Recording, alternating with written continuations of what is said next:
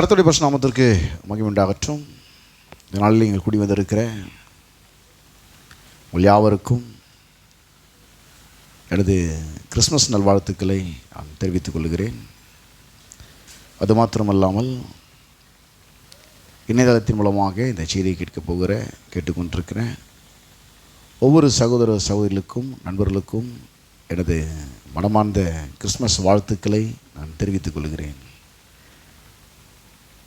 லூக்கா சுவிசேஷ புஸ்தகத்திலே 2ஆம் அதிகாரத்திலே 10ஆம் வசனம் முதல் 11ஆம் வசனம் வரை நாம் வாசிப்போம். லூக்கா சுவிசேஷ புஸ்தகம் 2ஆம் அதிகாரம் 10ஆம் வசனம் முதல் 11ஆம் வசனம் வரை. தேவதூதன் அவர்களை நோக்கி, பயப்படாதிருங்கள், இதோ எல்லா ஜனத்துக்கும் மிகுந்த சந்தோஷத்தை உண்டாக்கும் நற்செய்தி உங்களுக்கு அறிவிக்கிறேன். இன்று கர்த்தராகிய கிறிஸ்து என்னும் இரட்சகர் உங்களுக்கு தாவீதின் ஊரிலே பிறந்திருக்கிறார். ஒவ்வொரு கிறிஸ்மஸ் தினத்திலும் இந்த வசனம் அநேக வீடுகளிலே கேரல்கள் வரும்போது சொல்லி வாழ்த்தி ஜெபித்துவிட்டு செல்கிறார்கள். ஒவ்வொரு கிறிஸ்மஸ் நாளிலும் இந்த வசனம் பிரபலமாக எடுத்து பேசப்படுகிற, பிரசங்கிக்கப்படுகிற, தியானிக்கப்படுகிற ஒரு வசனமாக இந்த வசனம் இருக்கிறது. இந்த வசனம் தேவதூதன் சொன்ன வசனமாக இருக்கிறது. என்ன செய்தின்னு பார்த்தீங்கன்னாக்கா, இதோ எல்லா ஜனத்துக்கும் மிகுந்த சந்தோஷத்தை உண்டாக்கும் நற்செய்தி. ஆக இந்த கிறிஸ்மஸ் நாளிலே இந்த வார்த்தை கேட்டுக்கொண்டிருக்கிற யாவருக்கும் இந்த செய்தியின் தலைப்பாக எல்லா ஜனத்துக்கும் மிகுந்த சந்தோஷத்தை உண்டாக்கும் நற்செய்தி கேள்விப்படுகிற எல்லாருடைய வாழ்க்கையிலும் ஏன் மிகுந்த சந்தோஷம் உண்டாகிறதில்லை என்கிற கேள்வியோடு இந்த தலைப்பை நான் ஆரம்பிக்க விரும்புகிறேன்.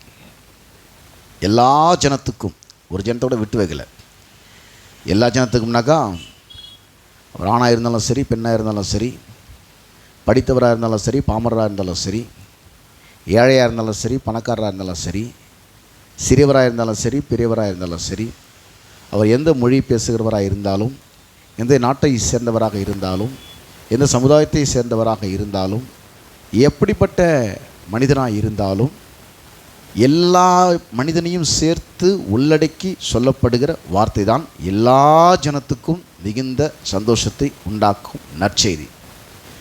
இயேசு கிறிஸ்துடைய பிறப்பிலே தேவதூதர்கள் இந்த செய்தியை அறிவித்தார்கள். இப்போ அவருடைய தலைப்பு என்னன்னு பார்த்தீங்கன்னாக்கா, எல்லா ஜனத்துக்கும் மிகுந்த சந்தோஷத்தை உண்டாக்கும் நற்செய்தி கேள்விப்படுகிற எல்லாருடைய வாழ்க்கையிலும் ஏன் மிகுந்த சந்தோஷம் உண்டாகிறது இல்லை. இன்னும் உதாரணம் சொல்ல போனால், அந்த நாளிலே இந்த செய்தியை ஒரு ராஜா கேள்விப்படுறார். யாருன்னா ஏரோது ராஜா. மத்தேயு 2ஆம் அதிகாரம் 2ஆம் வசனம் முதல் 3ஆம் வசனம் வரை அந்த சம்பவம் இருக்கும். வானசாஸ்திரிகள் இயேசுவை பணிந்து கொள்ள அவருடைய இருப்பிடத்தை, முகவரி தேடிக்கொண்டு வரும்போது அவரிடத்தில் விசாரிக்கிறார்கள். அப்போ எல்லா ஜனத்துக்கும் மிகுந்த சந்தோஷத்தை உண்டாக்குற அந்த நற்செய்தி அந்த ஏரோது ராஜாவுக்கும் அந்த நாட்டு ஜனங்களுக்கும் மிகுந்த கலக்கத்தை அவர்களுக்கு உண்டாக்கினது என்று அந்த வசனம் குறிப்பிட்டு சொல்லுகிறது. மத்தேயு சுவிசேஷ புஸ்தகத்திலே 2ஆம் அதிகாரத்திலே 2ஆம் வசனம் முதல் 3ஆம் வசனம் வரை வாசிக்குமானால், எல்லா ஜனம் என்றால் அதில் ஏரோது ராஜாவும் அடங்கும். அந்த ஏரோது நாட்டில் உள்ள ஒவ்வொரு குடிமக்களும் அதில் அடங்குவார்கள். ஆக ஒருவரையும் விட்டு வைக்காத இந்த செய்தி அந்த இடம் பொருள் ஏவலிலே, அந்த சந்தர்ப்ப சூழ்நிலையிலே, அந்த காலகட்டத்தில் கூட ஒரு நாட்டு மன்னருக்கும் ஒரு நாட்டு மக்களுக்கும் ஒரு மிகுந்த கலக்கத்தை உண்டாக்கின செய்தியாக இருந்திருக்கிறது. அந்த சம்பவத்தை மத்தேயு சுவிசேஷ புஸ்தகம் 2ஆம் அதிகாரம் 2ஆம் வசனம் முதல் 3ஆம் வசனம் வரை நாம் வாசிக்கிறோம். அவங்க விசாரிச்சுன்னு வராங்க. ஏரோது ராஜா வந்து கேட்குறாங்க, வானசாஸ்திரிகள், யூதருக்கு ராஜாவாய் பிறந்திருக்கிறவர் எங்கே? கிழக்கில் அவருடைய நட்சத்திரத்தை கண்டு அவரை பணிந்து கொள்ள வந்தோம் என்றார்கள். ஏரோது ராஜா அதை கேட்டபொழுது அவனும் அவனோடு கூட எருசலேம் நகரத்தார் அனைவரும் கலங்கினார்கள். நல்லா கவனிக்கணும், எல்லா ஜனத்துக்கும் மிகுந்த சந்தோஷத்தை உண்டாக்கும் நற்செய்தினா ஏன் ஒரு நாட்டு மன்னரும் ஒரு நாட்டு மக்களும் கலங்குறாங்க? சரி, அது போகட்டும். இந்த செய்தி காலங்காலமாக அறிவிக்கப்பட்டு கொண்டு வருகிறது. அநேக வருடங்களில் இந்த செய்தியை நாம் சின்ன வயசுலேருந்து கேட்டிருக்கிறோம்.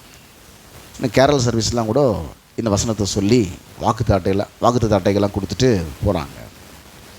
ஆனால் இந்த செய்தியை கேட்கிற எல்லாருடைய வாழ்க்கையிலும் அது மிகுந்த சந்தோஷத்தை உண்டாக்குறது இல்லையே என்கிற ஒரு கேள்வி எல்லாருடைய மனதிலும் அப்படியே தேங்கி நிற்கிறது. இந்த கிறிஸ்மஸ் செய்தி இந்த கேள்விகளுக்கெல்லாம் ஒரு பதிலாக இருக்க வேண்டும் என்பது தேவனுடைய சித்தமாக நோக்கமாக இருக்கிறது. அப்போ சொல்கிறவங்ககிட்ட பிரச்சனையா, இல்லை சொல்கிற செய்தியில் வல்லமை இல்லையா, இல்லை கேட்குற மக்கள்கிட்ட பிரச்சனையா? ஏன் இந்த செய்தி எல்லாருக்கும் மிகுந்த சந்தோஷத்தை உண்டாக்குவது இல்லை? இவ்வளோ சொல்கிற ஆள் சரியில்லையா, இல்லை சொல்ல செய்தியில் வல்லமை இல்லையா, இல்லை கேட்ட மக்கள்கிட்ட ஏதாவது பிரச்சனை இருக்குதா? இந்த செய்தி தேவனுடைய வார்த்தை என்று சொன்னால் இந்த செய்தியை கேட்கிற எல்லாரோட வாழ்க்கையிலும் மிகுந்த சந்தோஷம் உண்டாயிருக்க வேண்டுமே என்றால் இது நற்செய்தி. நற்செய்தி சொன்னாலே காஸ்பல், அதான் நற்செய்தி என்று நாம் இங்கே சொல்லுகிறோம். இயேசு கிறிஸ்து ஏன் இந்த பூமியில் பிறந்தார் என்பதற்கு பல நோக்கங்கள், பல காரணங்கள் இருக்குது. மிக முக்கியமான சில காரணங்கள் நான் இன்றைக்கு உங்கள் மத்தியில் எடுத்து சொல்ல விரும்புகிறேன். அதை சொல்கிறதுக்கு முன்னாடி பார்த்தீங்கன்னாக்கா, இந்த செய்தியை கேள்விப்படுற அநேக மக்களுடைய வாழ்க்கையிலே ஏன் அடுக்கடுக்கான இழப்புகள், அடுக்கடுக்கான ஏமாற்றங்கள், அடுக்கடுக்கான தோல்விகள், வாழ்க்கையிலே சவால்களை சந்திக்க முடியாத ஒரு தடுமாற்றம், சூழ்நிலைகளை கையாள முடியாத ஒரு தடுமாற்றம், என் வாழ்க்கையிலே எதிரிகள் முன்பாக தோற்று போகிறார்கள், என் வாழ்க்கையிலே தேவைகளுக்கு முன்பாக கலங்கி நிற்கிறார்கள், என்னோட வாழ்க்கையிலே மிகுந்த சந்தோஷம் உண்டாகவில்லை, இன்னும் சொல்லப்போனால் மிகுந்த கவலையிலும் குழப்பத்திலும் அநேக மக்கள் இருக்கிறார்கள். இந்த செய்தியை கேள்விப்பட்ட அநேக மக்கள், கேள்விப்படாதலை பற்றி சொல்லவில்லை, கேள்விப்பட்டதை பற்றி சொல்லுகிறேன். இப்போ கேள்விப்பட போகிறவங்களுக்கும் சில இந்த செய்தியை நான் சேர்த்து சொல்ல விரும்புகிறேன். இப்போ இந்த செய்தி ஒரு சுவிசேஷம், நற்செய்தி என்றால் அது காஸ்பல். எபிரேய நிருபத்திலே 4ஆம் அதிகாரத்திலே 2ஆம் வசனம் முதல் 4ஆம் வசனம் வரை நாம் பலமுறை வேறொரு கண்ணோட்டத்தில் நாம் அதை வாசித்திருக்கிறோம். இப்போது இந்த கண்ணோட்டத்திலே நாம் அதை வாசிக்கப் போகிறோம். ஏனெனில் சுவிசேஷம் அவர்களுக்கு அறிவிக்கப்பட்டது போல நமக்கும் அறிவிக்கப்பட்டது. கேட்டவர்கள் விசுவாசம் இல்லாமல் கேட்டபடியினால் அவர்கள் கேட்ட வசனம் அவர்களுக்கு பிரயோஜனப்படவில்லை. பிரச்சனை யார்கிட்ட இருக்குது? வசனத்தை சொல்கிறவங்ககிட்ட பிரச்சனையா, வசனத்தை பிரசங்கம் பண்ணுறவங்ககிட்ட பிரச்சனையா, இல்லை வசனம் ஏதாவது வல்லம் இல்லாமல் இருக்குதா?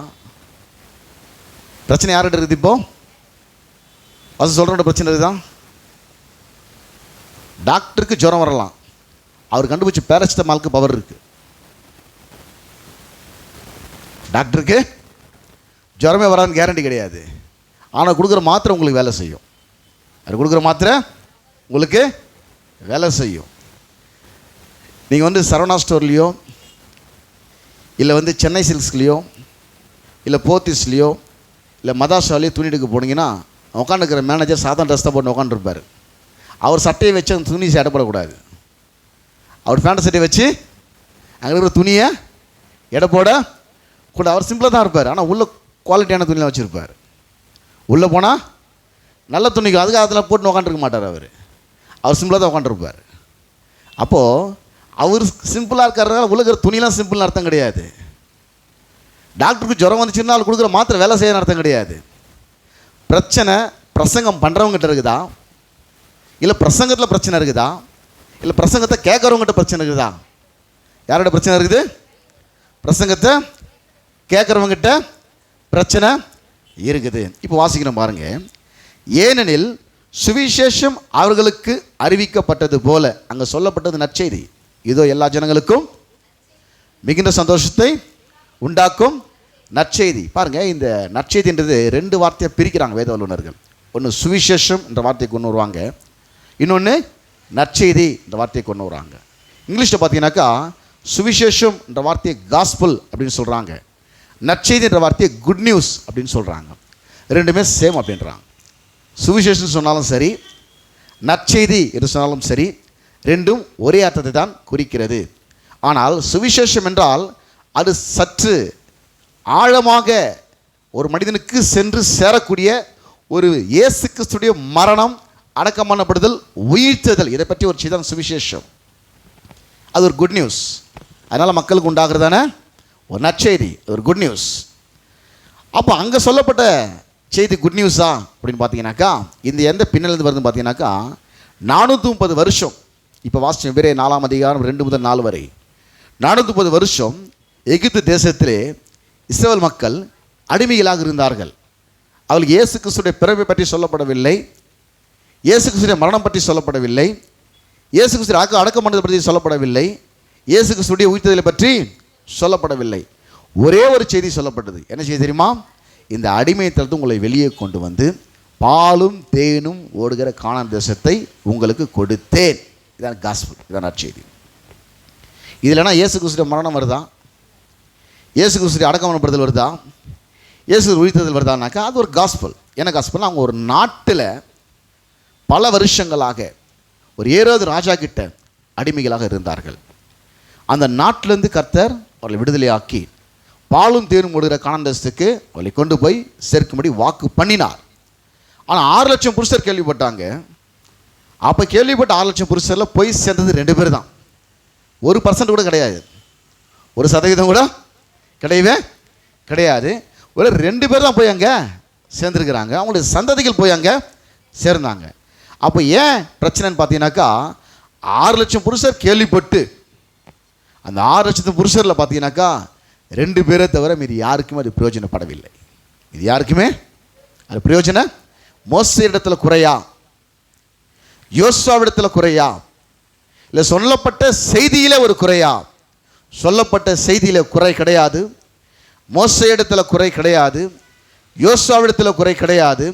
குறை எங்கே இருக்குதுன்னு சொன்னால் இந்த வசனம் சொல்லுகிறது, எபிரேயர் 4ஆம் அதிகாரம் 2ஆம் வசனம், ஏனெனில் சுவிசேஷம் அவர்களுக்கு அறிவிக்கப்பட்டது போல நமக்கும் அறிவிக்கப்பட்டது. கேட்டவர்கள் விசுவாசம் இல்லாமல் கேட்டபடியினால் அவர்கள் கேட்ட வசனம் அவர்களுக்கு பிரயோஜனப்படவில்லை. பிரசங்கம் ஒரு மனுஷ வாழ்க்கையில் யூஸ் ஆகலைன்னா பிரச்சனை பிரசங்கத்தை கேட்குறவங்க தான் இருக்குது. யார்கிட்ட இருக்குது பிரசங்கம்? சில இடங்களில் பிரசங்கத்தை சரியாக பிரசங்கமார்கள் பண்ணுறதில்ல, அது ஒரு பக்கம் இருக்குது, அதையும் நம்ம சொல்லணும். சில இடங்களில் முறையான விதத்தில் சிஸ்டமேட்டிக்காக பிரசங்கத்தை எடுத்து மக்களுக்கு புரியாமல் சில இடங்களில் பண்ணுறதில்ல. ஆனால் கேட்குறவங்க கரெக்டாக வந்து கேட்குறாங்க அந்த இடத்துல. அப்போ அவங்க மேலே குறைபாடுன்னு சொல்ல முடியாது. கேட்குற மக்கள் சில இடங்களில் கவனத்தை சரியாய் கொடுக்கிறார்கள், நேரத்தை சரியாய் கொடுக்கிறார்கள். அங்கே பிரசங்கம் சரியாய் பண்ணப்படுகிறது இல்லை. ஆனால் சில இடங்களிலே தேவனுடைய வார்த்தை சரியான விதத்தில் எடுத்து தொகுத்து அதை போதிக்கப்படுகிறது. அப்படி போதிக்கப்படுகிற இடங்களில் பார்த்தீங்கன்னா அநேக மக்களுடைய வாழ்க்கையிலே ஒரு நல்ல பிரசங்கத்தை கேட்டோம், வாழ்க்கையில் ஒருத்தன் உருப்படாமல் போகிறான்னா, ஒரு தரமான பிரசங்கத்தை கேட்டோம், அவன் வாழ்க்கையில் அவன் சரிபட்டு வரலன்னு சொன்னான். பிரச்சனை பிரசங்கர்கிட்ட கிடையாது, பிரசங்கத்துக்கிட்ட கிடையாது. யார்கிட்ட இருக்குது? அந்த பிரசங்கத்தை கேட்டவங்கிட்ட பிரச்சனை இருக்குது. இந்த வசனம் சொல்லுது, ஏனெனில் சுவிசேஷம் அவர்களுக்கு அறிவிக்கப்பட்டது போல, சுவிசேஷம் நற்செய்தி காஸ்பல் தான் தேவத்துவம் சொன்னாங்க. இயேசு கிறிஸ்துடைய பிறப்பின் நற்செய்தியை என்ன சொன்னாங்க? இதோ எல்லா ஜனத்துக்கும் மிகுந்த சந்தோஷத்தை உண்டாக்கும் நற்சி. எல்லா ஜனத்தில் ஏரோது ராஜா அடங்குறான், எல்லா ஜனத்திலும் ஏரோது ராஜாவுடைய மக்கள் அடங்குறாங்க. அந்த காலகட்டத்திலேயே ஒரு ராஜாவும் அந்த மக்களும் கலங்குறாங்கன்னா அப்போ தேவதூதன் சொன்ன வார்த்தை சரியில்லை என்று அர்த்தம் அல்ல, தேவதூதன் சரியில்லை என்றும் அர்த்தம் அல்ல. அந்த பிரசங்கத்தை கேட்டவன் சரியான விதத்தில் எடுத்துக்கொள்ளவில்லை என்று அங்கே அர்த்தமாகிறது. அப்போ என்ன அர்த்தம் பார்த்தீங்கன்னாக்கா, விக்கெட் வாசிக்கிறோம் பாருங்க. ஏனெனில் சுவிசேஷம் அவர்களுக்கு அறிவிக்கப்பட்டது போல நமக்கும் அறிவிக்கப்படும். ஏன் இதை நம்ம பேசுகிறோன்னா, நம்ம வருஷம் இதை கேட்டுக்கிட்டு இருக்கிறோம், வருஷம் இதை சொல்லிகிட்டு இருக்கிறோம், இதை கேட்டுட்டு இருக்கிறோம். ஒரு பிரச்சனைக்கான காரணத்தை நம்ம கண்டுபிடிச்சினாலே கிட்டத்தட்ட 80% பிரச்சனையை சால்வ் பண்ணதுக்கு சமம். அது ஒரு பிரச்சனைக்கான முக்கியமான காரணத்தை நம்ம கண்டுபிடிச்சிட்டாலே, நீங்கள் இந்த டாக்டர்கிட்டலாம் போனீங்கன்னாக்கா உடம்பு சரியில்லைன்னா உங்களுக்கு ட்ரிப்ஸ்லாம் ஏற்றி மாத்திரைலாம் கொடுத்து மறுநாள் நிலைக்கு உங்கள் வீட்டுக்கு அனுப்பிச்சிடுவாங்க. ஆனால் இதே ஆசியாவிலே ஃபஸ்ட்டு ஹாஸ்பிட்டல் எதுன்னு பார்த்தீங்கன்னா ஜிஹெச். அங்கே நீங்கள் போனீங்கன்னா, இங்கே ட்ரெயினை பிடிச்சி போனீங்கன்னா வெறும் சிபிஎம்மும் பேரஸ்டமாலும் தான் கொடுத்து அனுப்பாங்க. அதை தவிர எதுவும் கொடுக்க மாட்டாங்க. எதை கொடுப்பான்? குளோர்பெனிரமைன் மாத்திரையும் பேரஸ்டமாலும் தவிர எதையும் கொடுக்கவே மாட்டான். இதை 3 நாள் போடுங்க நல்லாவும் சொல்லுவாங்க. 3 நாள் போடுவீங்க, நல்லா சிலருக்கு ஆகும், சிலருக்கு ஆகாது. திரும்ப அவங்ககிட்ட போவீங்க, திரும்ப அதே மாத்திரை தான் கொடுப்பாங்க. உங்களுக்கே ஒரு வெறுப்பு வந்துடும். ஆசியாவில் இது மிகப்பெரிய மருத்துவம்னு சொல்கிறாங்க. சாதாரண எம்பிபிஎஸ் படித்த ஒருத்தன் இந்தளவுக்கு நல்ல ட்ரீட்மெண்ட் பார்க்குறான் ஒரு சின்ன ஹாஸ்பிட்டலில். ஆனால் பெரிய பெரிய டீனெல்லாம் இருக்கிறான் அந்த இடத்துல, பெரிய பெரிய படிப்புலாம் படிச்சுட்ருக்குறாங்க, இவ்வளோ பெரிய ப்ரொஃபஸர்லாம் இருக்கிறாங்க, இவ்வளோ பேருக்கு அங்கே கிளாஸ் நடக்குது. ஆசியாவில் மிகப்பெரிய மருத்துவமனைன்னு சொல்கிறாங்க. ஆனால் இங்கே நான் இவ்வளோ வியாதியோடு போகிறேன், எனக்கு வெறும் பேராசிட்டமால் இங்கே கிடைக்காத. நான் இருக்கிற மெடிக்கல் ஷாப்பில், இது நான் இருக்கிற ஏரியாவில் இந்த நான் இங்கே வந்து பஸ் பார்க் காசு மெடிக்கல் ஷாப்பில் காசு கொடுத்தாலும் பேராசிட்டமால் வாங்கிட்டு இருக்கலாம். ட்ரெயினை பிடிச்சி வந்தேனே, அந்த காசு எதுவும் மெடிக்கல் ஷாப்பில் கொடுத்தாலே அந்த பேராசிட்டமாலையும் அந்த சிட்டிசன் சிபிஎம் அந்த சிட்டிசனும் கொடுத்துருப்பான். அங்கே போய் வாங்குகிற அந்த குளோர் பன்னீரமனையும் பேராசிட்டமாலும் சாப்பிட்றத விட இங்கே பேராசிட்டமால் இதே சிட்டிசன் வாங்கி போட்டால் அது நல்லா ஆகிட்டு இருக்கும். ஏன் அங்கே வரன்ற கேள்வி கண்டிப்பாக எழும்போம். அதை புரிஞ்சவனு கண்டிப்பாக எழும்போம். அது காரணம் நிறைய பேர் கண்டுபிடிக்க மாட்டான். என்ன பண்ணுவான்னா காரணமே லாஸ்ட்டுக்கும் தெரியாமல் அப்படியே தடுமாறி கடைசியில் இந்த ஹாஸ்பிட்டல் சரியில்லைன்னு முடிக்க வந்துடுவோம். எது சரியில்லை? ஹாஸ்பிட்டலு சரியில்லை. ஆக இவங்களாம் சரியாக ட்ரீட்மெண்ட்டு பார்க்க மாட்டாங்க. அதனால் நம்ம எங்கே போனோம்? இப்போது ப்ரைவேட்டில் தான் போயிட்டு நம்ம ட்ரீட்மெண்ட்டை பார்த்து சொல்லி சில ப்ரைவேட்டுக்கு போகிறாங்க, ட்ரீட்மெண்ட் பார்க்குறாங்க, தப்புன்னு சொல்ல வரல. ஆனால் ஒரு காரியத்தை இவர்கள் செய்ய தவறிவிட்டார்கள். என்னக்கா அவங்க கரெக்டாக பண்ணுறாங்க. இருக்கிறதுலே எல்லா இன்ஸ்ட்ருமெண்ட்டும் அந்த ஹாஸ்பிட்டல் தான் இருக்குது. நம்ம ஸ்டேட்டை தவிர எல்லா ஸ்டேட்லேருந்தும் அங்கே அட்மிட் ஆகி மக்கள் ட்ரீட்மெண்ட் பார்த்துட்ருக்காங்க. பீகார்லேருந்து இங்கே அட்மிட் ஆகிருக்கிறான், பாம்பேலேருந்து இங்கே அட்மிட் ஆகிருக்கிறான், ஒரிசாலேருந்து வந்து இங்கே அட்மிட் ஆகிருக்கிறான். எல்லா ட்ரீட்மெண்ட்டும் அங்கே முறையாக பார்க்கப்படுது. அப்பயே நமக்கு சரியாக ரெஸ்பாண்ட் பண்ண மாட்டுறாங்க. ஏன் நம்மளை வந்து அலைய விடுறாங்க? ஏன் நமக்கு சரியாக ட்ரீட்மெண்ட் கொடுக்க மாட்டுறாங்க? இவ்வளோ கஷ்டப்படுவோம். டாக்டர் நம்மளை புரிஞ்சுக்கிறது இல்லையானா? கிடையாது. பிரச்சனை டாக்டர்கிட்டையானா? டாக்டர்கிட்டையும் பிரச்சனை கிடையாது. இல்லை பிரச்சனை உங்களுக்கு மாத்திரை சரியில்லைன்னா மாத்திரையும் பிரச்சனை கிடையாது. பிரச்சனை என்கிட்ட தான் இருக்குதா? அது சரியாக புரிஞ்சுக்கணும், நம்மகிட்ட தான் இருக்குதுன்றது. என்னென்னா அந்த டாக்டர் ஒரு முடிவில் இருக்கிறார். என்ன முடிவில்னா, நீ வந்திருக்கிற எடுத்தோன்னு ட்ரீட்மெண்ட் ஆரம்பிக்க மாட்டேன். நான் உனக்கு என்ன பண்ணுவேன்னா ஒரு பேராசிட்டமாலை கொடுப்பேன். ஒரு 3 நாள் கழிச்சு வா, உன் கண்டிஷன் எப்படி இருக்குன்னு நான் பார்ப்பேன். பார்த்துட்டு ஒரு டெஸ்ட்டாக எழுதுவேன். நான் உனக்கு எல்லா டெஸ்ட்டும் எடுத்துகிட்டு எல்லாருடைய ரிப்போர்ட்டையும் பார்த்துட்டு அதுக்கப்புறமா தான் உன்னை அட்மிட் போடுறதுக்கு ஒரு முடிவுக்கு நான் வருவேன். வந்ததுக்கப்புறம் உன்னை ப்ராப்பராக நான் பண்ண ட்ரீட்மெண்ட்டு நான் பார்ப்பேன்.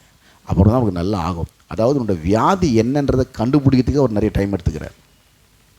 ரெண்டாவது அந்த வியாதி எதனால் வந்துச்சுன்றதை கண்டுபிடிக்கிறதுக்கு கொஞ்சம் டைம் அவர் எடுத்துக்கிறார். ஆனால் அங்கே போய் ட்ரீட்மெண்ட் எடுத்து நிரந்தரமாக நல்லா ஆகிடுவான். திரும்ப அந்த பிரச்சனை அவனுக்கு வாழ்க்கையில் வருதில்லை. ஆனால் கொஞ்சம் டைம் எடுக்குது டாக்டர் வந்து ட்ரீட்மெண்ட் ஆரம்பிக்கிறதுக்கு. கொஞ்ச நாள் அலையிறோம், நிறைய டெஸ்ட்டெல்லாம் எடுக்கிறோம். ஒரு டைம் எடுத்ததுக்கப்புறம் ட்ரீட்மெண்ட் ஸ்டார்ட் பண்ணதுக்கப்புறம் அந்த ட்ரீட்மெண்ட் முடிஞ்சு வெளியே வருவேன். அதுக்கப்புறம் அந்த வியாதியை அவன் சந்திக்கிறது இல்லை. பெரும்பாலான இந்த தனியார் மருத்துவமனையில் போகிறவங்க பார்த்தீங்கன்னாக்கா திரும்பவும் போய் டாக்டரை சந்திக்க வேண்டிய நிலைமை வருது. அந்த நேரத்துக்கு அது நல்லா ஆகிடுது, திரும்ப அதே பிரச்சனை வருது. அவங்க அதுவுமே பண்ணுறதில்ல. அது நேரத்தில் ஒன்று நல்லாக்கி திரும்ப ஒன்று வர வைக்கிறது அவங்க நோக்கம் இல்லை. திரும்ப இந்த பிரச்சனை நீ ஃபேஸ் பண்ணவே கூடாது, திரும்ப இந்த பிரச்சனை உனக்கு வரவே கூடாது. அதுக்கு என்ன பண்ணலான்றது எல்லா டெஸ்ட்டும் எடுக்கிறாங்க. உடம்பு கண்டிஷனில் எல்லா டெஸ்ட்டும் எடுத்து பார்த்து அதுக்கப்புறம் உங்களுக்கு வந்து ட்ரீட்மெண்ட்டை ஸ்டார்ட் பண்ணுறாங்க. ஸ்டார்ட் பண்ணதுக்கப்புறம் அந்த ட்ரீட்மெண்ட் ப்ராப்பராக போகுது. இதுக்காக சொல்ல வரேன்னா, அநேக இடங்களில் மக்கள் திரும்ப சபைக்கு வராங்க, திரும்ப வசனத்தை கேட்குறாங்க, வாழ்க்கையில் பிரச்சனை சால்வ் ஆகிறது இல்லை. ஏன் இதோடு இதை ஒப்பிட்டு பேசுகிறேன்னா, ஒரு பிரச்சனைக்கான முக்கியமான காரணம் என்ன என்பதை நாம் சரியாக கண்டுபிடிச்சிட்டாலே கிட்டத்தட்ட 80% அந்த பிரச்சனையை நம்ம சால்வ் பண்ணதுக்கு சமமாகி விடுகிறது. அப்போ வசனம் ஒருத்தருக்கு பிரயோஜனப்படலை, வசனம் ஒருத்தருக்கு யூஸ் ஆகலை, வசனத்தை கேட்டு நான் உருப்படலை அப்படின்னா அந்த வசனத்தை பொறித்த இயேசு மேலே பிரச்சனை இல்லை. ஏன்னா இயேசு தான் சொன்னார், நான் சொல்லிய இந்த வார்த்தைகளை கேட்டு, நான் சொல்லிய இந்த வார்த்தைகளை. அது அதிகாரமுள்ள பிரசங்கம் பண்ணார். சாதாரண பிரசங்கத்தை பண்ணல அவர். அந்த பிரசங்கத்தை பண்ணும்போது ஒரு அதிகாரத்தோடு பிரசங்கம் பண்ணிக்கிறார். இந்த வசனத்தை வந்து ரொம்ப அதிகாரமுள்ளவராக இயேசு பிரசங்கம் பண்ணலாம்.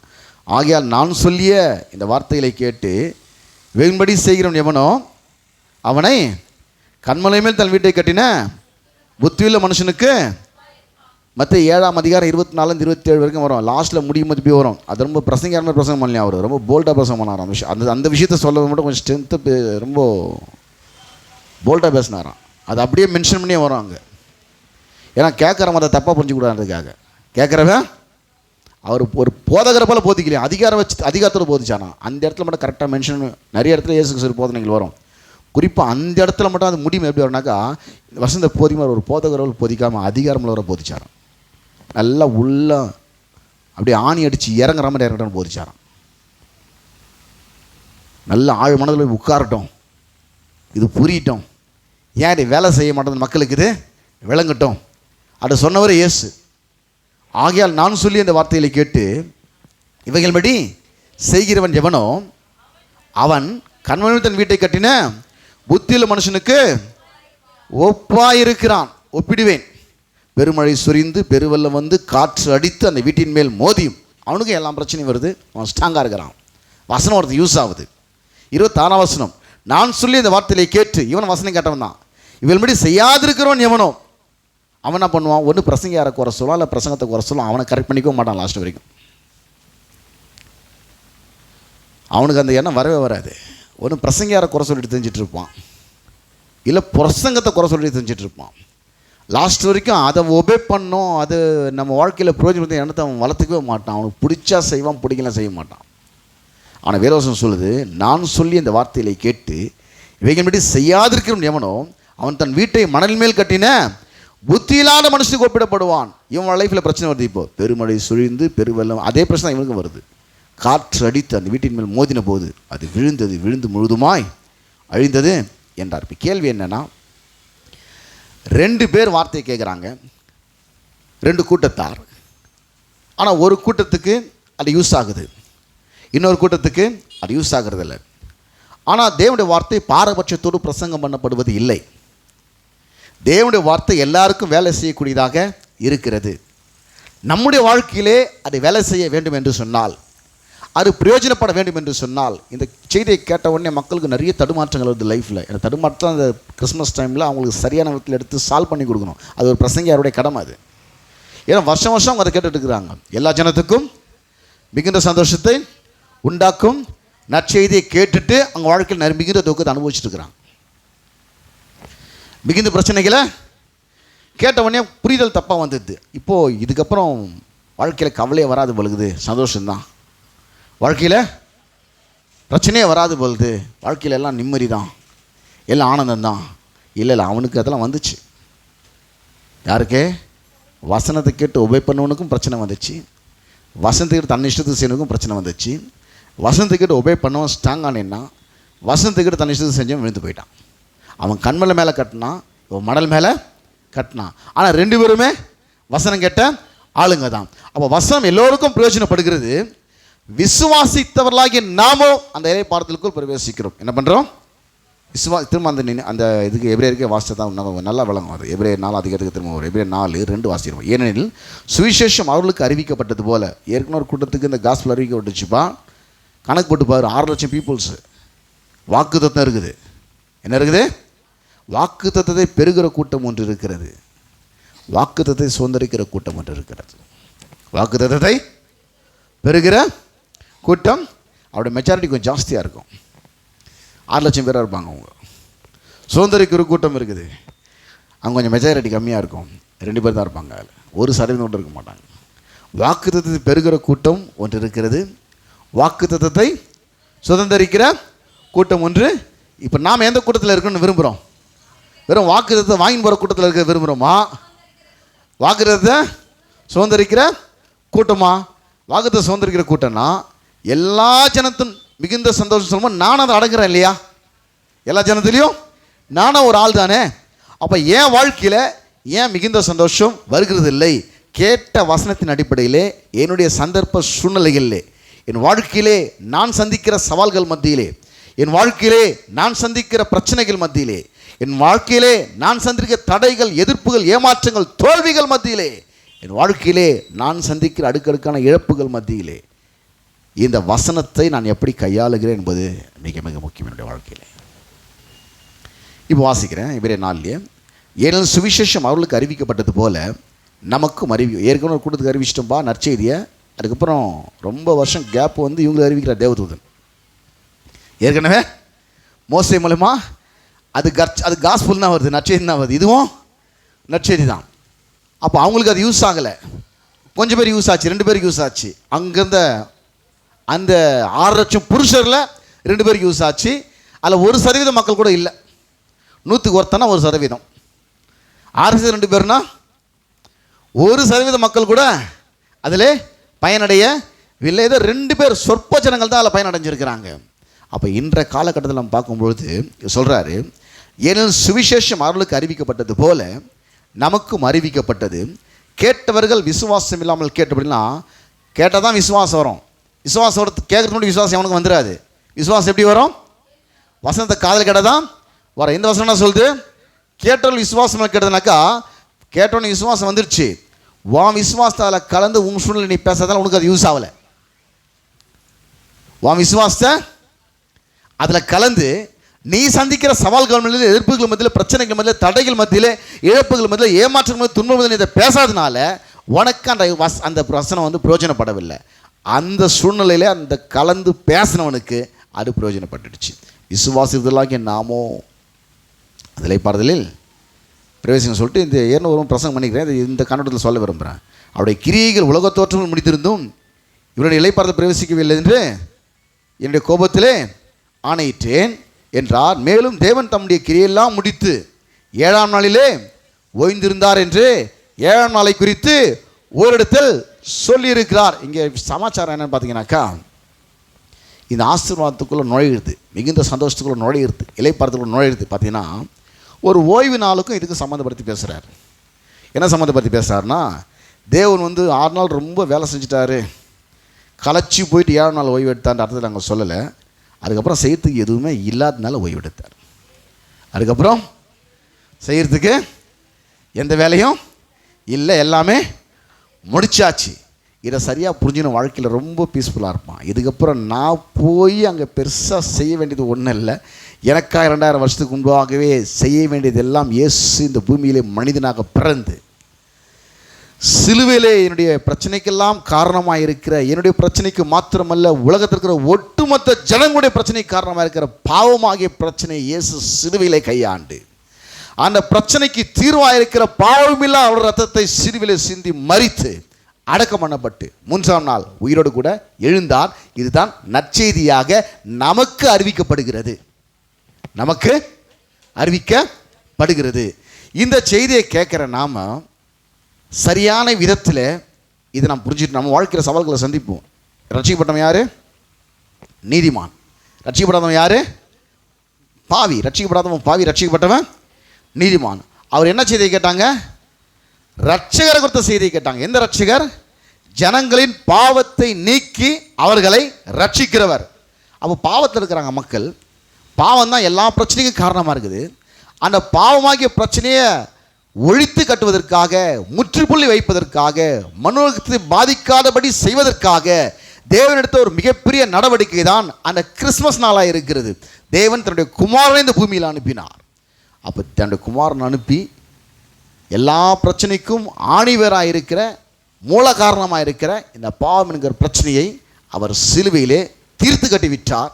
இப்போ அந்த செய்தி தான் நற்செய்தியாக உங்களுக்கும் எனக்கும் அறிவிக்கப்பட்டு கொண்டு வருகிறது. இந்த செய்தியை கேட்ட நாம் நீதிமான்களாக இருக்கிறோம். நீதிமானான பிறகு எல்லா பிரச்சனையும் தீர்ந்துச்சா அப்படின்னா இல்லை. சங்கீதம் 34:17 வாசிக்கிறோம். சங்கீதம் 34 ஒரு சில வசனம் வாசிக்கிறேன். முதல்ல 19 வாசிக்கிறேன். 34:19. நீதிமானுக்கு வரும் துன்பங்கள் அநேகமாக இருக்கும். துன்பமே வராது பைபிள் வசனம் சொல்லலை. நீதிமானுக்கு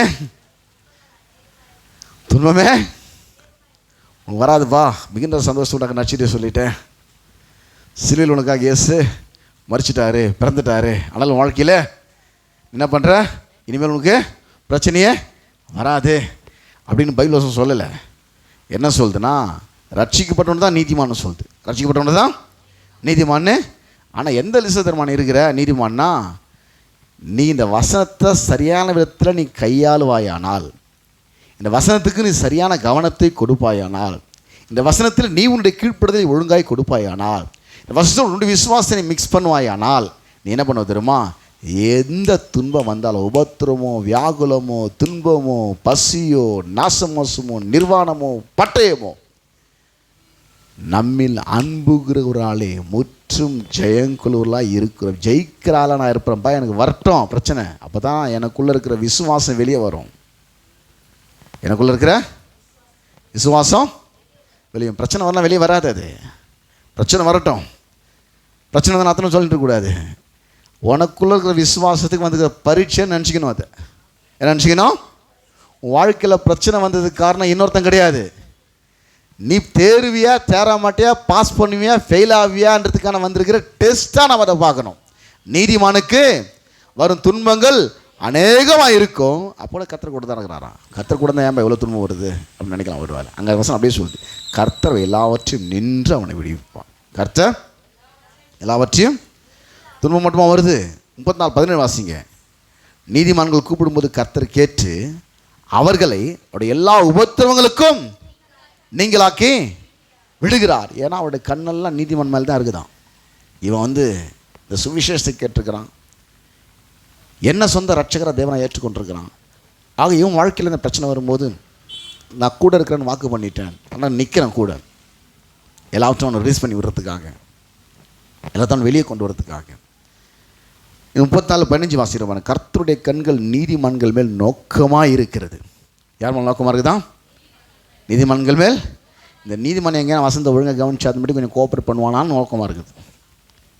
கேட்ட வசந்தபடி ஒழுங்கா பிரசங்க யாரை குறை சொல்லிட்டு தெரியாமல், பிரசங்கத்தை குறை சொல்லிட்டு தெரியாமல், இவனுக்கு மெனக்கட்டு ஒரு பிரசங்க யாரை காலில் எழுப்பி அவர் வாயில் வார்த்தையை வச்சு அனுப்பிச்சு அவரை பிரசங்கம் பண்ண வச்சேனே, அது ஏன் வார்த்தையாக இருக்குதே? யார் வார்த்தை? என்னுடைய வார்த்தையாக இருக்குதே. ஹால் டிக்கெட் கொடுத்தவன் மேலே குறை சொல்லக்கூடாது. ஃபெயில் ஆகிட்டனா நீ ஒழுங்காக படிக்கலைன்னு அர்த்தம். ஃபெயில் ஆகிட்டனா ஹால் டிக்கெட் கொடுத்தவன் செய்யலன்னு சொல்லக்கூடாது. நீ ஒழுங்காக படிக்காதனால ஃபெயில் ஆகிட்ட. நீ படித்தனா பாஸ் பண்ணுவேன். ஹால் டிக்கெட் எவன் கொடுத்தா உனக்குன்னா, நீ பாஸ் பண்ணுறியா ஃபெயில் ஆகிறியான்றது நீ படிக்கிறியா படிக்கலையான்றதை பொறுத்து தான் இருக்குது அங்கே. அப்போ வாழ்க்கையிலே நீதிமான்கள் தெரிந்து கொள்ள வேண்டிய ஒரு செய்தி என்னவென்று பார்ப்போமானால், இந்த கேள்வி உள்ளே வருது. வாரம் வாரம் நான் இதை தியானிக்கிறேன், வருஷம் வருஷம் இந்த பிரசங்கத்தை நான் கேட்குறேன். ஏன்னா மிகுந்த சந்தோஷத்தை உண்டாக்க நச்சு சொல்கிறாங்க. மிகுந்த சந்தோஷம் வாழ்க்கையில் வர்றதில் நிறைய பிரச்சனை தாங்க வருது. இயேசு ஏற்றுக்கொண்டா நிறைய போராட்டம் தாங்க வருது. நிறைய பிரச்சனை என்னால் சந்திக்க முடியல, என்னால் ஃபேஸ் பண்ண முடியல, என்னால் சமாளிக்க முடியல, என்னால் தாக்கு பிடிக்க முடியல. அதான் ரோமர் 8:36-37 வாசிக்கிறேன். கிறிஸ்துவின் அன்பை விட்டு நம்மை பிரிப்போம் யார்? உபத்திரவமோ, வியாகுலமோ, துன்பமோ, பசியோ, நிர்வாணமோ, நாசமோசமோ, பட்டயமோ, இவை எல்லாவற்றிலேயும் நாம் நம்மில் அன்பு கூறுகிறாலே மற்றும் ஜெயங்கொள்ளாய் இருக்கிறோமே. ஜெயங்கொள்ளலாம் ஆல்ரெடி இருக்கிறேன், அதான் நீதிமான். அப்படி இருந்த நீ தோத்துட்டா உன் விசுவாசத்தை கலக்காத ஒரே மிஸ்டேக் தானே வழியாக வேறு எந்த மிஸ்டேக்கும் இல்லை. எந்த பக்கமோ பேசி பிரயோஜனம் இல்லை. உன் விசுவாசத்தை நீ மிக்ஸ் பண்ணாது உன் தப்பு. அதனால் நீ தோல்வி அடைஞ்சு போயிட்ட. வேறு எதாவது நீ தோல்வி அடைய இல்லை. சரி, அந்த உபத்திரம், வியாகுலம், துன்பம், பசி, நாசமோசம், நிர்வாணம், பட்டம் இது கூட ஏன் வருது அப்படின்னா, இந்த ரோமர் 8:28 வருது. அன்றியும் அவருடைய தீர்மானத்தின்படி அழைக்கப்பட்டவர்களாய் தேவனிடத்தில் அன்பு கூறுவர்களுக்கு சகலமும் நன்மைக்கு ஏதுவாக நடக்குதுன்னு அறிந்திருக்கிறோம். நன்மையாக நடக்கல உபத்திரவம். ஒரு நன்மைக்கு உன்னை கொண்டு போகிறதுக்காக, அடுத்த கிளாஸுக்கு போகிறதுக்காக பரீட்சை வந்துக்குது, வேறு ஒன்றும் கிடையாது. அடுத்த கிளாஸுக்கு போகிறதுக்காக பரீட்சை. அது நன்மை தான். அடுத்த கிளாஸுக்கு போகிறது பரீட்சை வரலாம். அடுத்த கிளாஸ் போக மாட்டேன். நீ அடுத்த கிளாஸுக்கு போகிறதுக்காக உனக்கு பரீட்சை. ஒவ்வொரு ஸ்டெப்பும் அப்படியே கடந்துட்டு போகும்போதும் ஒவ்வொரு பரீட்சை வந்துக்கின்னு தான் இருக்கும் லைஃப்பில். கொஞ்சம் ஆஃப் பண்ணி வையும். அதை ஒவ்வொரு பரீட்சை வரும்போதும் அடுத்த ஸ்டெப்லாம் பண்ணிகிட்ருப்பேன், போயிட்டு தான் இருப்பேன். அப்போ சொல்கிறாரு. சரி, இப்போ நம்ம விஷயத்துக்கு வந்துடுவோம். என்னன்னாக்கா, இயேசு இந்த உலகத்தில் மிகுந்த சந்தோஷத்தை உண்டாக்கும்படி பிறந்தார் என்று நற்செய்தி அறிவிக்கப்பட்டது. இயேசு பிறந்ததற்கு முக்கியமான பிரச்சனை பாவம் என்கிற பிரச்சனை. அதனால் பல பிரச்சனை உருவாயிடுச்சு. அதில் சில 3 முக்கியமான இயேசு இந்த உலகத்தில் ஏன் பிறந்தார் என்பதற்கான காரணத்தை சொல்லி இந்த கிறிஸ்மஸ் செய்தியை முடிக்க வருகிறேன். அதில் முதலாவது காரணம், எல்லோரும் பாவிகள். அதான் எல்லா ஜனத்துக்கும் மிகுந்த சந்தோஷம். ஏன் எல்லா ஜனத்துக்கும் மிகுந்த சந்தோஷம்னா, எல்லாருமே பாவிகள். ஆகவே பாவிகளை ரட்சிக்க கிறிஸ்து இயேசு உலகத்தில் வந்தார். உலகத்தில் எல்லாரும் நல்லவர்களாக இருக்கலாம், நல்லவர்கள் கூட பாவிகளாக இருக்கிறாங்க. பாவிகள்னால நம்ம மக்கள் மத்தியில் எண்ணங்கள்லாம் கொஞ்சம் வேறு மாதிரி சிந்திக்க ஆரம்பிக்கிறாங்க. ஏதோ தீய செயல்களையும் பாவ செயல்களையும் செய்கிறவர்களே தான் பாவிகள் என்று அவங்க மைண்டில் செட் ஆகிட்டுக்குது.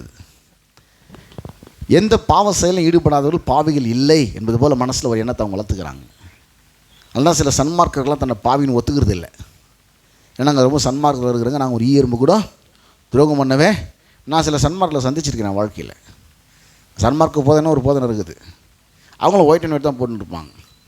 நான் ஒரு முறை ஒரு ஏரியாவுக்கு போனோடனே ஃபீல்டுக்கு போகும்போது அவங்கள ஒரு கூடாரம் போட்டு ஒயிட் நோட்டு போட்டு தான் உட்காந்துக்கிறார். அவர் ஜிபா தான் போட்டு உட்காந்துக்கிறாரு. நான் ஒரு பாஸ்ட்னு நினச்சிட்டேன். அவர் சொன்னால் நான் ஒரு சன்மார்க்குங்கன்னாரு. சரி ஜிப்பாலாம் போட்டு உட்காந்துரு பாஸ்ட் போதுன்னு என்ன எனக்கு வந்துடுச்சு. இல்லைங்க நாங்கள் சன்மார்க்க நெறியில் நாங்கள் கடவுளை தேடுறோங்க. அது நாங்கள் சன்மார்க்க நெறின்னு கேட்டேன்.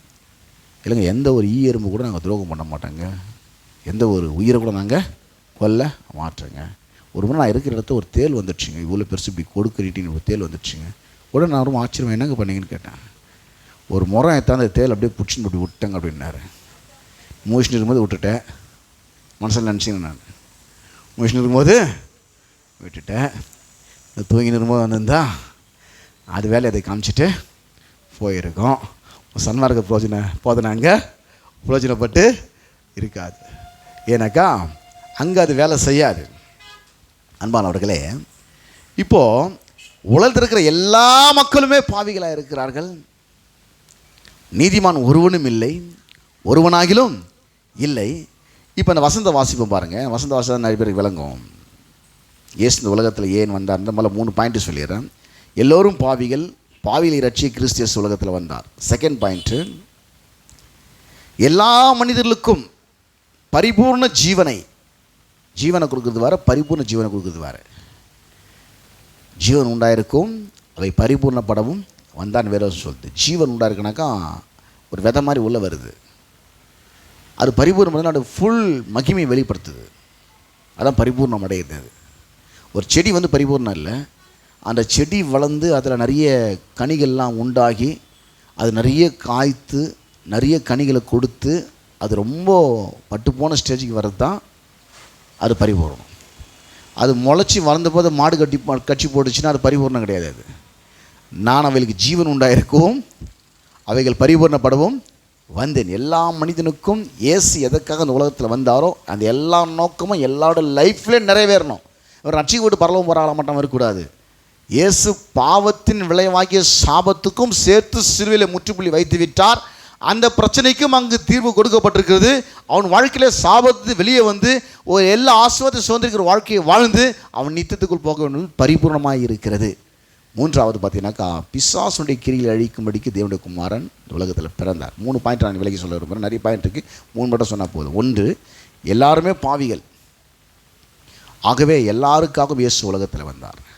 2வது, எல்லா மனிதருக்கும் இந்த பரிபூர்ண ஜீவனை கொடுக்கும்படி இயேசு வந்தார். 3வது, பிசாசின் கிரியை அழிக்கும்படி இயேசு இந்த உலகத்திலே வந்தார். எல்லோரும் பாவிகளுக்கான வசனத்தை வாசிப்போம். ரோமர் முதல்ல 1 தீமோத்தேயு 1:15, பாவிகளை ரட்சிக்க கிறிஸ்து இயேசு உலகத்தில் வந்தார். இயேசு எதுக்கு வந்தார்? பாவிகளை. ஒன்று சிலர் சொல்கிறாங்க, நான் பாவி இல்லையா, நான் பாவி இல்லையா. நீதிமொழிகள் 3, அதாவது ரோமர் 3:10 சொல்லுது. அப்புறம் நீதிமொழிகள் ரோமர் 3:10 சொல்லுது, அப்படியே நீதிமான் ஒருவனும் இல்லை, ஒருவனாகிலும் இல்லை. அப்போ பாவின்ற வார்த்தைக்கு ஆப்போசிட் வேர்டு என்னென்னு பார்த்தீங்கன்னா நீதிமான். பாவின்ற வார்த்தைக்கு ஆப்போசிட் வேர்டு நீதிமான். அப்போ நீதிமான் ஒருத்தம் கூட இல்லைன்னா எல்லாருமே பாவின்னு தான் அர்த்தம். நீ சன்மார்க்க வாழ்க்கை வாழ்ந்தாலும் சரி, நீ நல்லவனாக இருந்தாலும் சரி, நீ எந்த எறும்புக்கு துரோகம் பண்ணாத ஒரு மனுஷனாக இருந்தாலும் சரி, நீ நல்லவனாகவே வாழ்ந்தாலும் சரி, என்னுடைய லாங்குவேஜில் நீ பாவின்னு சொல்லிட்டு இருக்கிற, நான் புரிஞ்சு வச்சு நான் அப்பாவின்னு நினச்சிட்டு இருக்கிறேன். பாவம், நீ பாவம் செய்யாத பாவியாக இருக்கிற, அவன் பாவம் செஞ்சால் பாவியாக இருக்கிறான். அவனுக்கு அவ்வளோதான் வித்தியாசம். நீ அதை செயலில் செஞ்சுட்டு அவன் அந்த செயலில் காட்டில் பாவி தான், பாவி தான். கொட்டினாலும் தேல் தான், கொட்டினாலும் தேல் தான். கொட்டினா தான் தேல், அது கொட்டினாலும் தேல் தான். அது பாவி தான். இப்போ வாசிக்கிறவங்க ரோமர் 5:19 இந்த எல்லாரும் பாவியானதுக்கு யார் காரணம்னு பார்த்தீங்கன்னா, ரோமர் 5:19 அன்றியும் ஒரே மனுஷனுடைய கீழ்ப்படியாமையினாலே அநேகர் பாவிகளாக்கப்பட்டது போல ஒருவருடைய கீழ்ப்படுதலினாலே அநேகர் நீதிமன்களாக்கப்படுவார்கள். எல்லாரும் பாவம் செஞ்சு பாவியால் ஒரு மனுஷன் மூலமாக எல்லாரும் பாவி ஆயிட்டாங்க. அந்த ஒரு மனுஷன் யாருன்னா ஆதாம். ரோமர் 5:8-9 வரை இந்த வசனம் சொல்லுகிறது, எல்லாரும் இப்படி பாவியாக இருக்கிறதுனால எல்லாரும் சாபத்தின் கீழே இருக்கிறோம். எல்லாரும் நித்திய வாழ்க்கை இழந்து போகக்கூடிய நிலையில் நாம் இருக்கிறோம். இந்த பூமிக்குரிய வாழ்க்கை மட்டும் மனுஷனுக்கு வாழ்க்கை அல்ல. மனுஷன் ஆவி ஆத்மா சரீரம் உள்ள ஒரு மனிதனாக இருக்கிறான். அவன் மரித்த பிறகும் அவன் நித்தியமாக வாழக்கூடியவனாக இருக்கிறான். ஒன்று, அவன் மரித்த பிறகு அவன் தேவனோடு கூட வாழ வேண்டும். இல்லாவிட்டால் அவன் பாவியாகவே வாழ்ந்து மரிப்பானால் பிசாசுகின்ற வைத்திருக்கிற அவன் நரகத்துக்கு செல்ல வேண்டிய நிர்பந்தமான நிலையை அவன் சந்திக்க வேண்டியது இருக்கும். ஆகவே ரோமர் 5ஆம் அதிகாரம் 8 முதல் 9 வரை, நாம் பாவிகளாக இருக்கையில் கிறிஸ்து நமக்காக மரித்ததினாலே தேவன் நம்மேல் வைத்த தமது அன்பை விளங்க பண்ணுகிறார். இப்படி நாம் அவருடைய இரத்தத்தினாலே நீதிமான்களாக்கப்பட்டிருக்க கோபாக்கினைக்கு நீங்களாக அவராலே நாம் ரட்சிக்கப்படுவது அதிக நிச்சயமாமே. அன்பானவர்களே, எல்லோரும் பாவிகள், நீதிமான் ஒருவனும் இல்லை, ஒருவனாகிலும் இல்லை. எல்லோரும் உலகத்திலே ஆதாம் வழியாக வந்தபடினாலே பாவிகளாக இருக்கிறார்கள். பாவம் செய்ததினால் பாவிகள் அல்ல. பாவம் செய்தாலும் பாவம் செய்யாமல் போனாலும் ஆதாம் வழியாக இந்த பூமியிலே வந்தபடி. ஆதாம் எந்த விபச்சாரமும் பண்ணல, எந்த கொலையும் பண்ணல, எந்த திருடமும் திருடல, எந்த விதமான பெரிய பாவத்தையும் ஆதாம் செய்யவே இல்லை. அவன் என்ன செஞ்சானா, தேவனுடைய வார்த்தையை மீறினா, தேவனுடைய வார்த்தைக்கு கீழ்ப்படியாமல் போயிட்டு அதை தவிர ஒரு பெரிய பாவத்தோன்னு ஆதாம் ஒன்றும் செஞ்சிடல. ஆதாம் தேவனுடைய வார்த்தைக்கு கீழ்ப்படியாமல் போனதுனாலே தேவனுக்கும் ஆதாமுக்கும் உள்ள உறவு துண்டிக்கப்பட்ட நிலையிலே அதன்பதனுடைய வாழ்க்கை சென்று விட்டது. அவன் மூலமாய் வருகிற ஒவ்வொரு மனிதனுடைய சந்ததியும் அப்படிப்பட்ட நிலையிலேயே இருக்கிறது. ஆனால் ஒரு நாள் இந்த நற்செய்தி அவளுக்கு அறிவிக்கப்படுது. உடைய எல்லா பிரச்சனையும் காரணம் தெரியுமா? வாழ்க்கையில் பணம் இருக்கலாம், வாழ்க்கையில் படிப்பு இருக்கலாம், வாழ்க்கையில் பதவி இருக்கலாம், வாழ்க்கையில் அதிகாரம் இருக்கலாம், வாழ்க்கையில் அந்தஸ்து இருக்கலாம், வாழ்க்கையில் திறமை இருக்கலாம், வாழ்க்கையில் எல்லாமே இருக்கலாம். எல்லாமே இருந்தாலும் இந்த உலகத்தில் உன் வாழ்க்கை தோல்வியாக இருப்பதற்கு என்ன காரணம்?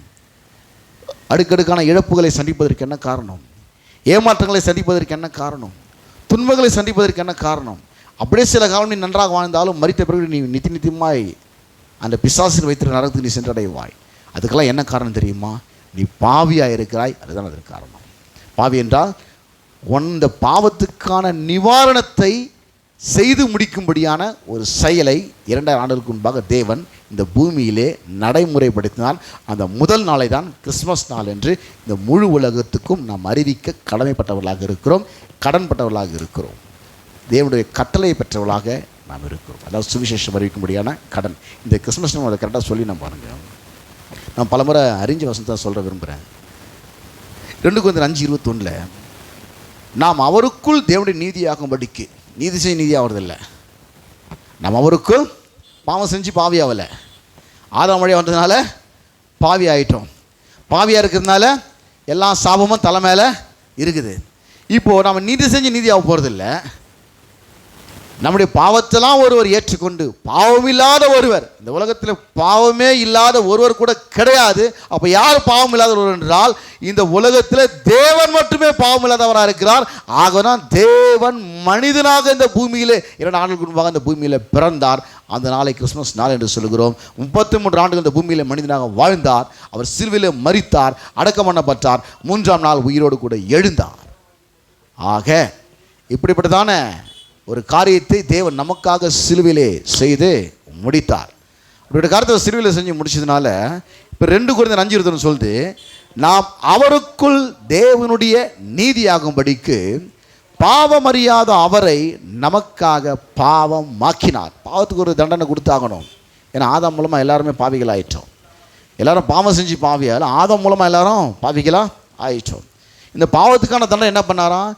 தேவன் தம்முடைய ஒரே பேரனக்குமான விசுவாசிக்கிறவன் எவனோ அவனது தண்டனையில் சிக்கி அகப்படாதபடி தன்னுடைய குமாரனை சிலுவையிலே அவர் இந்த பாவத்துக்கான தண்டனை தன்னுடைய குமாரனுக்கு கொடுத்து அவரை தண்டித்து அவரை பாவமாக்கி அவர் மேல் எல்லாத்தையும் சாபத்தை சுமத்தி அவரை சிலுவையிலே ஒப்பு கொடுத்து அவர் மரித்து அடக்கம் பண்ணப்பட்டு 3ஆம் நாள் அவர் உயிரோடு கூட எழுந்தார். இன்றைக்கு இந்த நற்செய்தி நமக்கு அறிவிக்கப்படுகிறது எல்லா ஜனங்களுக்கும். அவர் சொன்னார், அவர் உயிராக இருக்க முடியாது, வருத்தப்பட்டு இந்த பாவத்தினால இந்த பாரத்தெல்லாம் சுமந்து கொண்டு ஒவ்வொரு மக்களை பார்த்து சொல்கிறார். இப்போதும் எல்லாருக்கும் இந்த சான்ஸ் கொடுக்கப்படுகிறது. நீங்கள் எல்லோரும் என்னிடத்தில் வாருங்கள், உங்கள் பிரச்சனைக்கு தீர்வு இங்கே தான் இருக்கிறது, வேறு எங்கும் இல்லை. உங்கள் பிரச்சனைக்கு உங்களுடைய பணக்குறைவு ஒரு பிரச்சனை அல்ல, உங்களுடைய அனுபவக்குறைவு ஒரு பிரச்சனை அல்ல, உங்களுடைய வேலையில்லாத நிலை ஒரு பிரச்சனை அல்ல. சரியான வேலை கிடைக்காத ஒரு பிரச்சனை அல்ல. எல்லா பிரச்சனைக்கும் ஒரு ஆணிவேர் இருக்கிறது. என்ன ஆணிவேர் தெரியுமா? தேவனுடைய உறவு இல்லாமல் இந்த உலகத்தில் நீ வாழ்ந்து கொண்டிருக்கிறாய். அந்த நிலையை தான் பாவி என்று வேதவசனம் அழைக்கிறது. இந்த பாவி என்கிற நிலைக்கான ஒரு கிரயத்தை தேவன் சிலுவையில் செய்து முடித்து விட்டார். அதை தான் இன்றைக்கு நற்செய்தியாக அறிவிக்கப்பட்டு கொண்டு வருகிறது. என்ன பண்ணுறாராம்? 1 யோவான் 3:5 அவர் நம்முடைய பாவங்களை சுமந்து தீர்க்க வெளிப்பட்டார் என்று அறிவீர்கள். முதல் பாயிண்ட் என்ன பார்த்தோன்னாக்கா, இயேசு ஏன் இந்த உலகத்தில் பிறந்தனா? பாவிகளை ரட்சிக்க கிறிஸ்து இயேசு உலகத்தில் பிறந்தார். உலகத்தில் பிறக்கிற ஒவ்வொரு மனுஷனும் பாவியாக இருக்கிறான். இந்த சுவிசேஷத்தை அவன் கேள்விப்பட்டு இயேசு சொந்த ரட்சகராக தேவனாக ஏற்றுக்கொள்ள வேணாலும் அந்த வாய்ப்பு எல்லாருக்கும் கொடுக்கப்படுது. மத்தேயு 11:28-30 வரை, வருத்தப்பட்டு பாரம் சுமக்கிறவர்கள் நீங்கள் எல்லோரும் என்னிடத்தில் வாருங்கள். வருத்தனோட விட்டு வைக்கல, எல்லாரும் என்கிட்ட வாங்க. ஏன் என்கிட்ட வரணும்? வேற எங்கே போடாத, வேற எங்கேயும் பிரச்சனை தீர்வு கிடைக்காது. ஏன்னா எல்லா இடத்துலையும் பிரச்சனை இருக்குது. ஒரே இடத்துல தான் இருக்குது. பாவம் இல்லாத ஒருவர் இந்த பிரச்சனைக்கான தீர்வை செய்து முடிக்க வேண்டும்.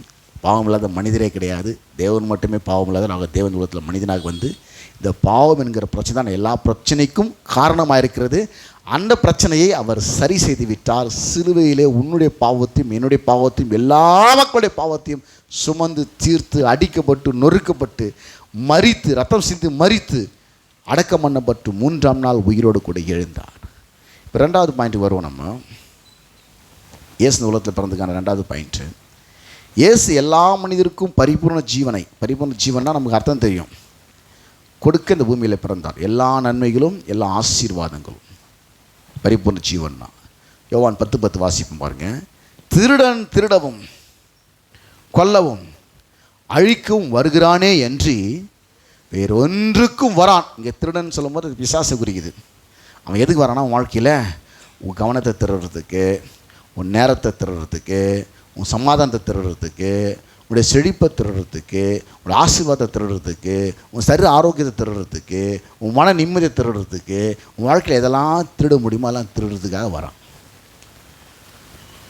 நன்மைகள்லாம் வாழ்க்கையில் எல்லாம் திருடிட்டு போகிறதுக்காக அவன் வரான். அவர் எதுக்கு வந்தாரான்? நானும் அவைகளுக்கு ஜீவன் உண்டாயிருக்கும். நல்ல கவனிக்கு 2 வார்த்தை வராங்க. ஜீவன், சுவிசேஷத்தை காதில் கேட்டவன் இயேசு சொன்னார், உள்ள ஜீவன் வந்துருச்சு. ஆனால் அதை பரிபூர்ணம் பண்ணோம். என்ன பண்ணோம்? பரிபூர்ண. ஒரு ஒரு பூ வந்து ஃபுல்லாக மலர்ந்தான பேர் க்ளோரியஸ் அப்படின்றோம். அதோட மகிமை பேர் விடுது. அது மொட்டாக இருக்கும்போது வெளிப்படுறது இல்லை. அது ஃபுல்லாக மலர்ந்தாதான் அதோட மகிமை. அது பரிபூர்ணமாக மலர்ந்துச்சு. இதுக்கப்புறம் மலராது. இதுக்கப்புறம் அது ஏதாவது கனியாக தான் மாறணும். ஒரு காயாக மாறி கனியாக மாறணும். ஃபுல்லாக பரிபூர்ணம் அடைஞ்சிருச்சு. அது அதேபோல் சுவிசேஷத்தை காதில் கேட்ட உள்ளத்தை இயேசு ஏற்றுக்கொண்டோம்னா நம்ம வந்து விதையை உள்ளே வாங்கிட்டு இருக்கிறோம். ஜீவன் உள்ள, விதைக்குள்ளே ஜீவன் இருக்குது. விதைக்குள்ள என்ன இருக்குது? இல்லாட்டி இது வளராது. விதைக்குள்ள ஜீவன். ஆனால் வெறும் விதையை வச்சு ஒன்றும் பண்ண முடியாது. விதைக்குள்ள ஜீவன் இருக்குது. வளரக்கூடிய ஆற்றல் விதையில் இருக்குது. மரத்து நிழலில் நிற்கிறோம். பெரிய ஆலமரத்து நிழலில். அது விதை சின்னது தான். அதை ஒருத்தன் பாக்கெட்டில் போட்டு போயிருப்போம் ஒரு காலத்தில் அந்த விதையை பேக்கெட்டில் போட்டு போயிட்டுருப்பான். அந்த விதையை சரியாக பயன்படுத்தினான்னாக்கா அது அவ்வளோ பெரிய மரமாக வளர்ந்து இவன் கீழே உட்காரலாம். இவன் பாக்கெட்டில் டப்பாவில் வச்சுருந்தான்னாக்கா எந்த யூஸ் அவனுக்கு கிடையவே கிடையாது. இன்றைக்கி அநேக ரட்சிக்கப்பட்ட மக்கள் வந்து இப்படி தான் இயேசுவை ஏற்றுக்கொண்ட நிலையில் இருக்கிறாங்க. தவிர அவங்க வாழ்க்கையில் அடுக்கடுக்கான நன்மைகளை ஆசீர்வாதங்களை சுதந்திரிக்க முடியாத நிலையிலே அவள் இருக்கிறார்கள். இயேசு இங்கே சொல்லுகிறார், திருடன் திருடவும். அவன் வேலையை கரெக்டாக செஞ்சுன்னுக்கிறான். இவன் வேலையை ஒழுங்காக செய்யாம முட்டுறாப்பா, கரெக்டாக பிடிச்சிக்கொன்றார். திருடன் திருடவும் கொல்லவும் அழிக்கவும் வருகிறானே என்று வேறொன்றுக்கும் வரான்.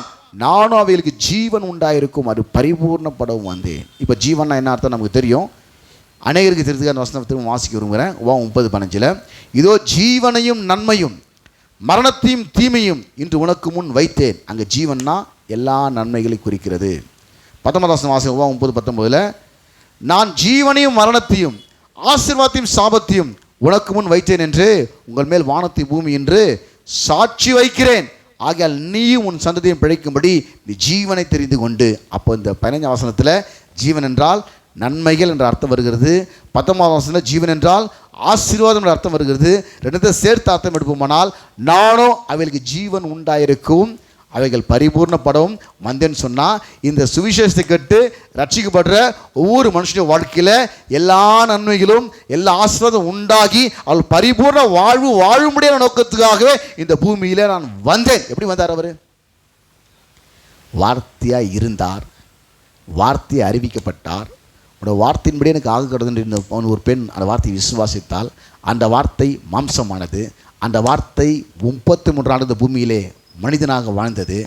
அந்த வார்த்தை சிலுவையில் நமக்காக தேவன் தன்னுடைய ஜீவனை ஒப்பு கொடுத்தார். அந்த வார்த்தை சுவிசேஷம் அறிவிக்கப்படுகிறது. அந்த வார்த்தையை உள்ளே இயேசு வருகிறார். தொடர்ந்து வார்த்தையை கேட்டுகிட்டே இருக்கும்போது நம்ம பரிபூரணம் அடைகிறோம். வார்த்தையை கேட்டுக்கிட்டே இருக்கும்போது பரிபூர்ணம். அப்போ ஜீவன்னா பழைய காலத்தில் பிதாவை குறிச்சிது. உபாகம் 30:20 கர்த்தர் உன் பிதாக்களாகி ஆபிரகாமுக்கும் ஈசாக்குக்கும் யாக்கோபுக்கும் கொடுப்பேன் என்று அவளுக்கு ஆணையிட்டு கூட தேசத்திலே குடியிருக்கும்படி உன் தேவனாய் கர்த்தரிடத்தில் அன்பு கூர்ந்து அவர் சத்தத்துக்கு செவி கொடுத்து அவரை பற்றி கொள்வாயாக. அவரே உனக்கு ஜீவனும் தீர்க்காயுசுமானவர். ஜீவன் என்றால் தேவன் என்ற அர்த்தம்.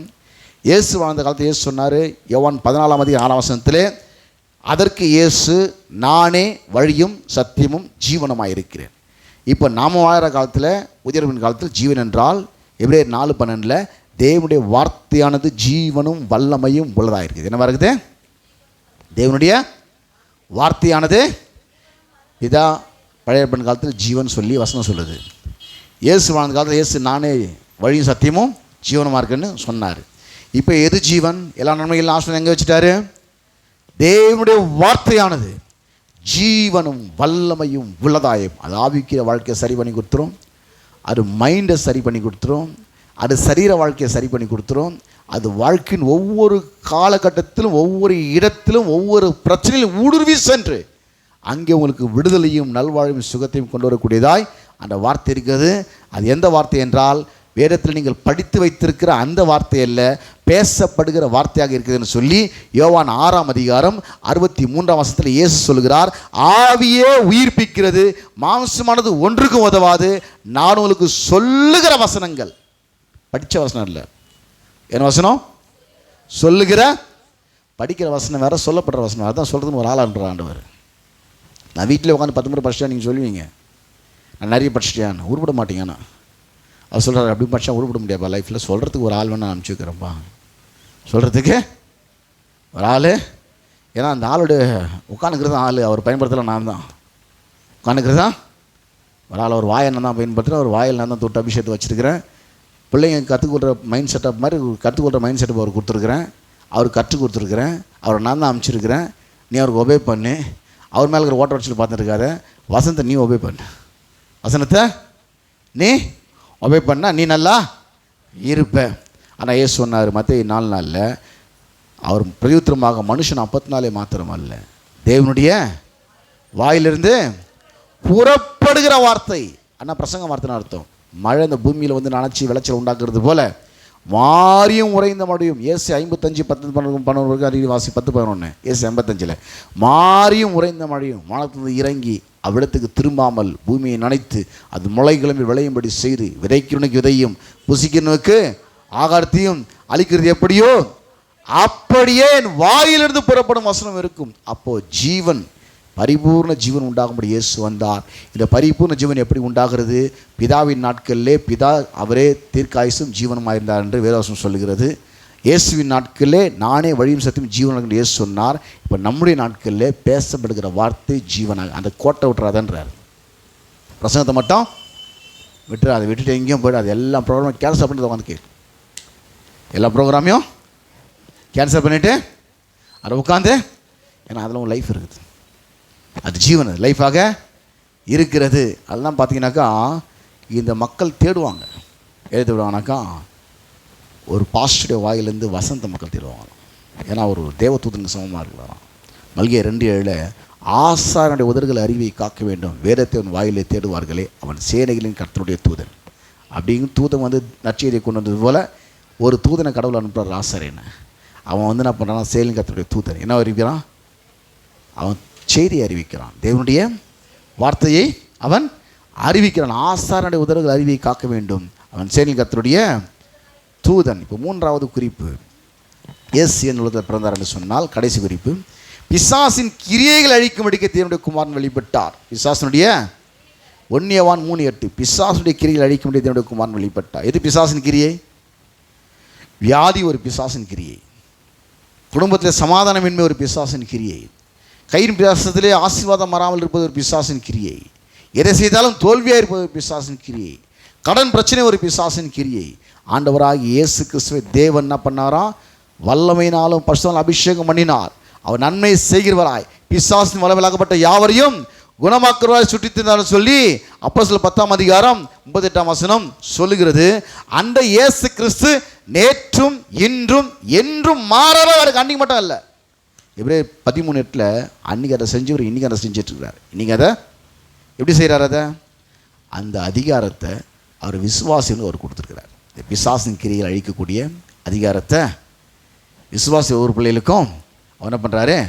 கொடுத்துருக்கிறார். லூக்கா 10:19 இதோ சர்ப்பங்களையும் தேள்களையும் மிதிக்கும். என்ன அர்த்தம்? சர்ப்பம் வெறும் பாம்பு மிதிக்கு தேல் மிதிக்குது இல்லை, அது மாதிரி பிசாசின் கிரிகள் இருக்குது. கொட்டினோடனே உருன்னு ஏறி தலைக்கு தேல், கொட்டினோடனே பாம்பு கொட்டினோடனே உடனே ட்ரீட்மெண்ட் படுத்தணும். அதை என்ன பண்ணோம்? சரண் நேரிடும் பாருங்க, அது பாய்சன் உடனே ஏறிடும். அவர் சொல்கிறாரு அதை ஜெயிக்கிறதுக்கான பவர் அன்றைக்கி நான் மனுஷனாக இருந்தேன், நான் நேற்று மீண்டும் என்றும் மாறாதவராக இருக்கிறேன். என்னை ஏற்றுக்கொள்ள ஒவ்வொரு மனுஷனுக்கும் இந்த அதிகாரத்தை கொடுத்துட்டு போயிருக்கிறேன். அவனுக்கு இந்த அதிகாரம் வேலை செய்யும்.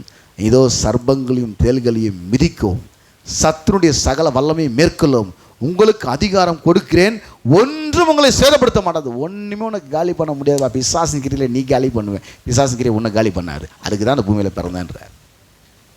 பிசாசின் கிரிகளை அழிக்கும்படிக்கே தேவனுடைய குமாரன் வெளிப்பட்டார். ஊழியக்காரன் கொண்டு செய்வாரா சொல்கிறார். அப்படி நினச்சிட்டு போகிற மார்க் 16:12 இருக்கும். விசுவாசிக்கிறவர்களால் நடக்கும் அடையாளங்கள் அவனை. ஊழியக்காரன் சில காரியங்கள் செய்கிறேன், அதோட பெரிய காரியத்தை செய்கிறேன். வெறும் பேய் தொடுறதும் பிசாசிக்கிற இது பண்ண அதோட பெரிய அது எப்படி செய்யணும்னு சொல்லி கொடுத்து ஊழியக்காரனை பயன்படுத்துகிறேன். இதை ஒவ்வொரு விசுவாசியும் இதை செய்ய முடியும். அவங்ககிட்ட அந்த பவர் கொடுத்துருக்குறேன். அது போதிக்கு தான் ஊழியக்காரோட வேலை. நீங்களே என்கிட்ட எண்ணெய் வாங்கி வந்துருங்கன்னு சொல்கிற ஊழியக்காரன் வேலை கிடையாது. இவன் எண்ணத்தை சரி பண்ணிக்கின்னு போதிக்கு தான் இவனுடைய வேலை.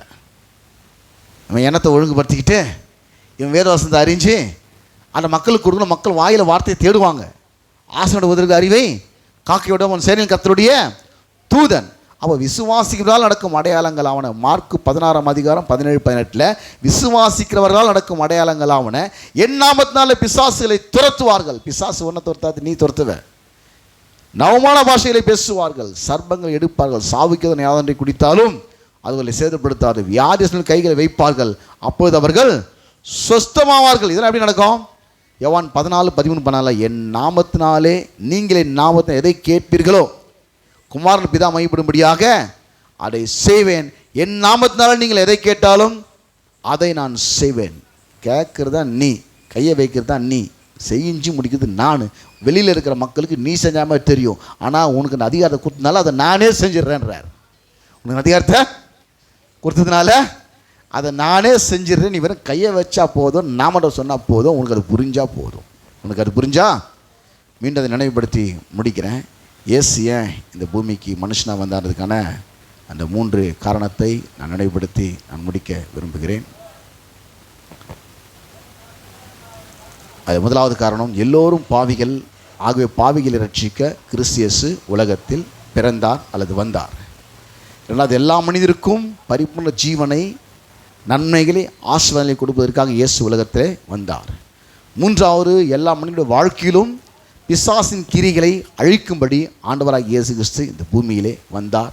ஆக இந்த செய்தியை கேள்விப்பட்ட நீங்கள் யாவரும் மிகுந்த சந்தோஷமாக இருப்பதை தேவன் விரும்புகிறார். இதில் உங்களுடைய பங்கு என்ன என்பது இந்த செய்தியை கேட்ட உங்களுக்கு தெரியும். அதை நீங்கள் செயல்படுத்துங்கள். தொடர்ந்து வசனத்தை கேளுங்கள். God bless you.